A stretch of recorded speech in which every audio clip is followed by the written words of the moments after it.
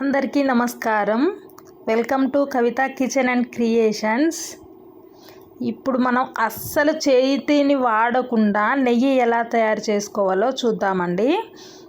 వీడియోని ఎక్కడా స్కిప్ చేయకుండా చివరి వరకు చూడండి. అప్పుడే మీకు స్టెప్ బై స్టెప్ అర్థమవుతుంది. ఈ డబ్బాని చూశారు కదా, ఈ డబ్బాలోని మీగడైతే నేను గత 10 రోజుల నుంచి తీసి ఫ్రిడ్జ్లో పెడుతున్నానండి. దీన్ని ఇప్పుడు మిక్సీ పట్టుకుందాం. మిక్సీ పట్టుకోవడానికి అనుకూలంగా ఉండడం కోసం నేను సగం మాత్రమే తీసి చల్లని నీళ్ళు పోసి మిక్సీ పడుతున్నానండి. అలాగే నాకు చిన్న విషయం చెప్పండి, మీలో నెయ్యి ఎవరికి ఇష్టం? అందులో మీరు నెయ్యిని బాగా వాడుతున్నట్లయితే మీరు ఇంట్లో తయారు చేస్తున్నారా లేకపోతే బయటది కొంటున్నారా? నాకు చిన్న కామెంట్ చేయండి, చూద్దాము ఎన్ని కామెంట్లు వస్తాయో. అలాగే నేను ఈ మిక్సీ పట్టింది మొత్తం ఒక గిన్నెలో వేసుకుంటున్నాను. ఈ మిక్సీ పట్టేటప్పుడు అది ఒక్కసారి కాకుండా ఆపి పట్టండి, అప్పుడు అందులో వెన్నపూస బాగా పైకి వస్తుంది. అలాగే రెండో రౌండ్ కూడా మిక్సీ జార్లో వేసుకొని రెండో రౌండ్ కూడా పట్టాను. చూడండి, మొత్తం నాకు ఈ దగ్గర ఈ గిన్నెలోకి వచ్చిందండి. ఇప్పుడు ఈ తీసిన వెన్నపూసను మొత్తం ఒక గరిటె సహాయంతో కలుపుకుంటూ బాగా కడగాలండి. నేనైతే బాగా కలుపుతున్నాను. ఇలా కలపడం వల్ల ఇందులోని మజ్జిగ వెన్న సపరేట్ అవుతుందండి. ఇలా సపరేట్ అయిన దాన్ని ఒక గిన్నె కానీ బకెట్ కానీ పక్కన పెట్టుకొని ఈ మజ్జిగను మొత్తం వేరు చేయాలి. నేను ఇప్పుడు వేరు చేస్తున్నానండి. ఇలా ఎన్నిసార్లు వేరు చేయాలంటే ఇందులో ఉన్న మజ్జిగ మొత్తం బయటకు వెళ్ళిపోవాలండి. నీళ్ళు పోసిన ప్రతిసారి తెల్లగా రావాలన్నమాట. అలా వచ్చేదాకా ఈ వెన్నపూసని కడుగుతూ ఉండాలి. మనం నెయ్యి చేసేటప్పుడు ఒక చిన్న టెక్నిక్ ఫాలో కావాలండి. అదేంటంటే, మనము ఈ వెన్నపూసని కడగడంలోనే మన నెయ్యి రుచి అంతా ఆధారపడి ఉంటుంది. అందుకనే మనం ఈ వెన్నపూసని బాగా కడగాలన్నమాట. బాగా అంటే కనీసం ఒక 4-5 సార్లు, ఎక్కువలో ఎక్కువ అందులో మజ్జిగ వస్తున్నాయి అని అనిపిస్తున్నట్లయితే ఇంకో 2-3 సార్లు కడగాలండి.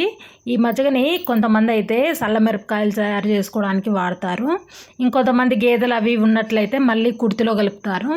ఇంకా కొంతమంది ఏ సౌకర్యం లేని వాళ్ళైతే పారబోస్తారండి. ప్రస్తుతం మాకు ఇంటి దగ్గర గేదెలు కానీ తర్వాత పచ్చిమిరపకాయలు కానీ ఏం లేవు, అందుకనే నేనైతే వీటిని పారబోస్తున్నాను.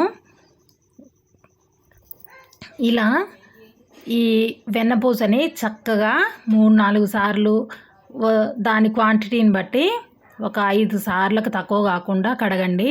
నేను వీడియో ఎంత ఎక్కువ అవుతుందని చూపించట్లేదు, 3-4 సార్లు మాత్రమే కడిగి చూపిస్తున్నాను. ఇలా కడిగి నీళ్ళు తెల్లగా కడిగిన వరకు కడగండి. గిన్నెని స్టవ్ మీద పెట్టి ఆ వెన్నపూస కొంచెం కరిగేదాకా కలుపుతూ ఉందామండి. చూసారుగా, కొంచెం కరుగుతూ ఉంది. ఒక 2 నిమిషాలు కనుక ఎదురు చూస్తే ఇది కరగడం స్టార్ట్ అవుతుంది.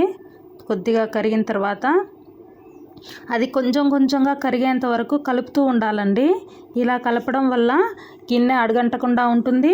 నెయ్యి కూడా వాసన రాకుండా చక్కగా కమ్మటి వాసన వస్తుంది. దీనికోసం మధ్యలో మనం కలుపుతూ ఉండాలండి. చూశారు కదండి, కొద్దిగా వెన్నపూస అంతా కరుగుతూ ఉంది.